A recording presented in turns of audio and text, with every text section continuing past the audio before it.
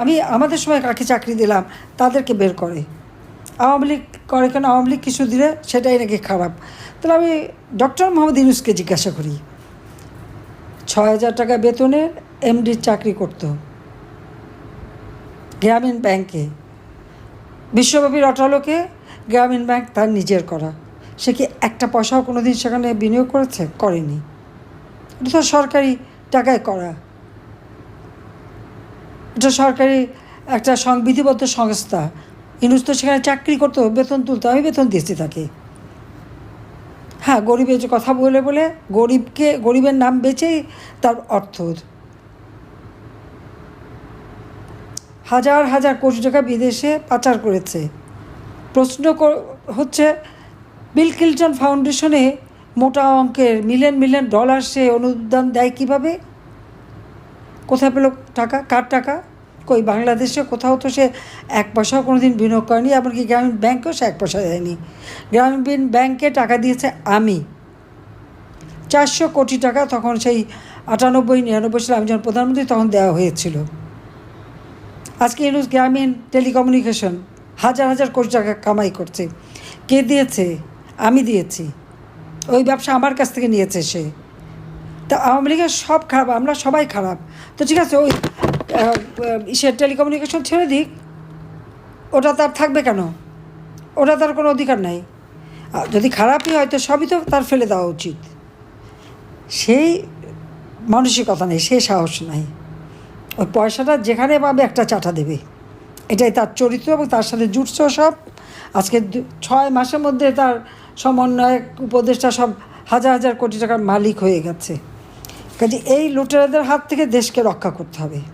আজকে বাংলাদেশে যেভাবে সন্ত্রাস জঙ্গিবাদের উত্থান, সব জেলখানা থেকে বের করে দিচ্ছে সন্ত্রাসী জঙ্গি, হলি আর্টিজানের জঙ্গি, 21শে আগস্ট গ্রেনেড হামলা মামলা যারা সাজাপ্রাপ্ত আসামি, হত্যাকারী, এমনকি 10টা অস্ত্র চোরা কারবারির যে আসামি, সাজাপ্রাপ্ত আসামি, সব মুক্ত। অবশ্য মুক্ত করবে না কেন? ইউনূস নিজেই তো একজন শ্রমিকের অর্থ আত্মসাৎ করে শ্রমিক আদালতে সাজাপ্রাপ্ত আসামি, লেবার কোর্টে সাজাপ্রাপ্ত আসামি হচ্ছে ডক্টর মোহাম্মদ ইউনূস, দণ্ডিত। যে লোকটা শ্রমিকের অর্থ আত্মসাৎ করতে পারে আর শ্রমিক নেতাদের ঘুষ দিয়ে যে সেই কাজ করে, তার চরিত্রটা কি বুঝিয়ে দেখেন। দুর্নীতি দমন কমিশন তো ইউনূসের বিরুদ্ধে, তার বিরুদ্ধেই, তার মানি লন্ডারিং এবং এই অপকর্মের জন্য আর ট্যাক্স ফাঁকি দেওয়ার জন্য তার বিরুদ্ধে প্রায় 5-6টা মামলা ছিল। সব মামলা সে প্রত্যাহার করেছে। আর তার যে কোম্পানি গ্রামীণ ব্যাংকে যাওয়াটা, সেই কোম্পানির প্রায় 38টা কোম্পানি ট্যাক্স ফাঁকি দেওয়ার মামলা ছিল। 48, আর তার মধ্যে 38টা কোম্পানিতে মামলা, 48টা কোম্পানি সে করে ফেলেছে। একটাও প্রফিট হয় না, কারণ প্রফিট হলে ট্যাক্স দিতে হবে, প্রফিট হলে শ্রমিকের ন্যায্য পাওনা দিতে হবে, সেটা সে দিতে রাজি না। প্রফিটের টাকাটা চুরি করে নিয়ে যেয়ে সেটাকে লোকসান দেখায়। এই লোকসান থেকে ইতিমধ্যে কয়েকটা নাকি বন্ধ করেছে। এই হলো তার চরিত্র। যাই হোক, আমি আর সময় নেব না, আমি একটা কথা বলবো, আপনাদের করণীয়টা কী। আমি জানি প্রথম দিকে মামলা মোকদ্দমা হয়রানি করে মানুষের মধ্যে একটা ভয় ভীতি সৃষ্টি, আর হবে না কেন? হাতে প্রকাশ্যে চাপাতি, রামদা, অস্ত্র শস্ত্র নিয়ে যাকে পাচ্ছে এর হাত কেটে দিচ্ছে, পা কেটে দিচ্ছে, ওকে কোপাচ্ছে, মানুষের সামনে ফেলে কুপিয়ে কুপিয়ে হত্যা করছে। এইরকম বিভৎস দৃশ্য, সেখানে নারী পুরুষ নির্বিশেষে কেউ রেহাই পায়নি, ছোটো শিশুটাও রেহাই পায়নি। ওই 12-13 বছরের ছেলেকেও গ্রেপ্তার করে নিয়ে যায়। প্রেগনেন্ট মহিলা, অন্তঃসত্ত্বা মহিলা, তাকেও গ্রেপ্তার করে, তার উপরে অত্যাচার করে, জুলুম করে। ছোট 3 মাসের বাচ্চার গলায় একটা সোনার চেন, সেটাও ছিনতাই করে বাড়ির মধ্যে ঢুকে। ঘরেও তার কারো কোনো নিরাপত্তা নাই, রাস্তায় নিরাপত্তা নাই, কোথাও নাই। 4 লক্ষ ছেলে মেয়ে পড়াশোনা করতে পারে না, তাদের পড়াশোনার পথ বন্ধ করে দিয়েছে ডক্টর মোহাম্মদ ইউনূস। সমস্ত জায়গায় একটা চরমভাবে অত্যাচারী স্ট্রিম রোলার সে চালাচ্ছে। কাজেই আজকে যেখানে যাদের গায়ে হাত তুলেছে, হত্যা করেছে বা আহত করেছে, প্রত্যেকের ছবি সহ নাম তালিকা আপনাদের যা আপনারা না পারেন, সেটা আমাদের আওয়ামী লীগের ভেরিফাইড আছে পেজ, সেখানে দিতে হবে, প্রচার করতে হবে এবং দেশে বিদেশে প্রচার করতে হবে, এবং সেটা আপনাদের তালিকা করতে হবে। যেখানে যেখানে যার ঘর বাড়ি, ব্যবসা প্রতিষ্ঠান, দোকানপাট, মাছের খামার, যে যা ধ্বংস করেছে সব তালিকা করতে হবে। সেই সাথে যার বাড়িঘর ব্যবসা প্রতিষ্ঠান মাছের যে অগ্নিসন্ত্রাস আগুন দিয়ে পুড়িয়েছে, গরু অবলা গরু তো পিটিয়ে মেরেছে না, এই সমস্ত তথ্য ছবির সাথে ঠিকানা এবং তারিখটা কোন জায়গা এবং কত তারিখ এটা সহ এটা প্রচারের জন্য তৈরি করতে হবে। এবং যারা এই সন্ত্রাসী কাজের সাথে জড়িত তাদেরও তালিকা, নাম, তালিকা, পরিচয় থাকতে হবে। কারণ বিএনপি লুটপাট সন্ত্রাসে ব্যস্ত, আর শিবির হাত কাটা, পা কাটা, রক কাটা, গলা কাটা, তারা করেছে ওই কাজ। আর বিএনপি হলো লুটপাট নিয়ে ব্যস্ত। আর সমস্ত জায়গায় চিফ জাস্টিস থেকে শুরু করে জজদের বাড়িঘর, শিক্ষক, মানে সাংবাদিক, আইনজীবী, কেউ তো রেহাই পায়নি। আর জ্বালাও পোড়া, অগ্নিসন্ত্রাস, পুলিশ হত্যা, ইউনূসের বাহিনী তারা নিজেরাই তো স্বীকার করেছে যে তা আগুন দিয়েছে। মেট্রো রেলে আগুন না দিলে বিপ্লব সফল হয় না, পুলিশ নামালে বিপ্লব সফল হয় না। কেউ বলছে বিটিভি ভবন, সড়ক ভবন, সেতু ভবনে কে কত আগুন দিয়েছে খুব গর্ব ভরে তারা বলে বেড়াচ্ছে। গণভবন আক্রমণ করার সময় ছাত্র পায় নাই দেখে ফলস আইডি কার্ড করে ছাত্র বানিয়ে নিয়ে গেছে, গর্ব ভরে সেটাও গল্প করেছে। তো এই বিষয়গুলি আন্তর্জাতিকভাবে তুলে ধরতে হবে যে ইউনূসের চরিত্রটা কী। ওই একবারে গুটি চেহারা, কিচ্ছু পারে না, এখনও বলে কি না আমি তো অনেক কাজ করতে চাই, চেষ্টা করে যাচ্ছি, কিছুই করতে পারছি না। কেন পারছে না? আমার প্রশ্ন, কেন পারবে না? যে এত বড় অপদার্থ কিন্তু ভাবখানা দেখায় তাকে নাকি আমরা কাজ করতে দেই না। আর ঘটনা হলো উল্টো, কোনো সংবাদপত্র, কোনো নিউজ যাবে না।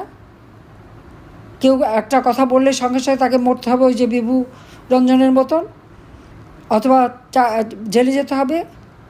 কথা বলার কোনো অধিকার নাই, মত প্রকাশের স্বাধীনতা নাই, সম্পূর্ণভাবে একেবারে দুঃশাসন। কাজে এর বিরুদ্ধে জনমত তৈরি করা।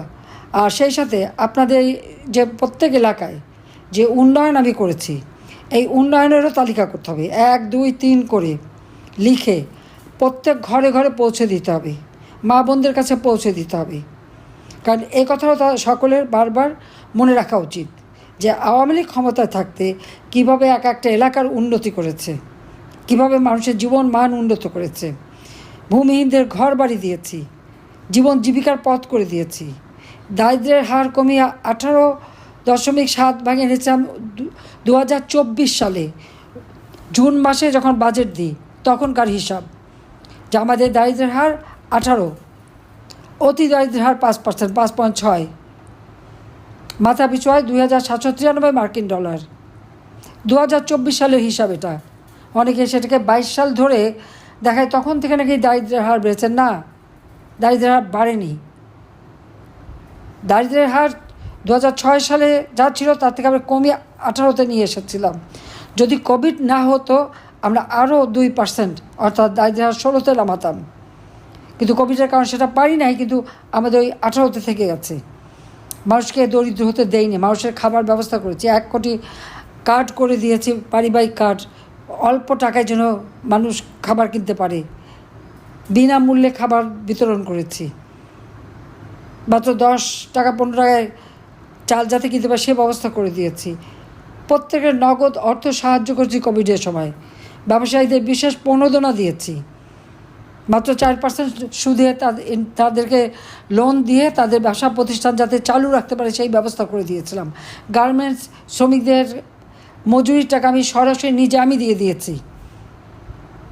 আজকে একে এক অর্ডার চলে যাচ্ছে, গার্মেন্ট বন্ধ, লক্ষ লক্ষ শ্রমিক বেকার, ইন্ডাস্ট্রি বন্ধ। আর কি আওয়ামী লীগের নেতা হলে সেটা পোড়াতে হবে, এই পোড়াতে যে সেখানে মানুষও পুড়িয়েছে, বাড়ি বাড়ি মানুষ পুড়িয়েছে। কাজেই আপনাদের কাজ হচ্ছে যারা নির্যাতন করে যাচ্ছে, অত্যাচার করেছে, হত্যা করেছে তাদের তালিকা করা, এবং যারা নির্যাতিত বা যারা নিহত পরিবার তাদেরও তালিকা করা। সেটা আপনারা করবেন। উন্নয়নের কাজের তালিকা সেটা একেবারে 1, 2, 3 করে তৈরি করে প্রত্যেক ঘরে ঘরে পৌঁছে দিতে হবে।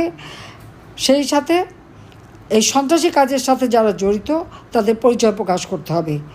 এবং মামলা ওগুলি তো আছেই আমাদের, মানে ইউনূস যে প্রায় 5-6 লাখ মামলা ইতিমধ্যে দিয়ে দিয়েছে, হাজার হাজার আমাদের লক্ষ লক্ষ নেতাকর্মীর বিরুদ্ধে। জেলখানায় সমস্ত ভরে গেছে আওয়ামী লীগ নেতাকর্মী, মানবেতর জীবনযাপন করছে। কাজে এর বিরুদ্ধে জনমত তৈরি করতে হবে যে অপরাধটা কী। আজকে যিনি সাবেক চিফ জাস্টিসের হাতে হাতকড়া পড়ায়, আওয়ামী লীগের নেতাকর্মী মুক্তিযোদ্ধা তাদের হাতে হাতকড়া পড়ায়, হাতকড়া পড়ানোর কী হলো? আরে পাকিস্তান আমলেও তো ওভাবে হাতকড়া পড়ায়নি। আর এরা কোথা থেকে এসছে? জেল কোড জানে না, কিচ্ছু জানে না। কাজে এদের হাত থেকে দেশকে রক্ষা করতে হবে। দেশের মানুষ ছাড়া আমাদের কেউ নাই, এটা মনে রাখতে হবে। মানুষের শক্তি আমাদের শক্তি, মানুষের শক্তি দিয়েই আমরা সরকার এসেছি, মানুষের শক্তি দিয়েই আমরা কিন্তু রাষ্ট্র পরিচালনা করে এই দেশকে আমরা উন্নত সমৃদ্ধশালী করেছি। সেই ক্ষেত্রে আমাদের সকলকে আবারও ঐক্যবদ্ধ হয়ে কাজ করতে হবে। এই ইউনূসের মতো এই দুঃশাসনের হাত থেকে দেশকে রক্ষা করবেন, এটাই আমার আপনাদের কাছে অনুরোধ। আপনারা ভালো থাকেন, সুস্থ থাকেন, ইনশাল্লাহ দিন ফিরে আসবে, জাতির পিতার স্বপ্নের সোনার বাংলা আমরা গড়ে তুলব। জয় বাংলা, জয় বঙ্গবন্ধু, বাংলাদেশ চিরজীবী হোক। খোদা হাফেজ।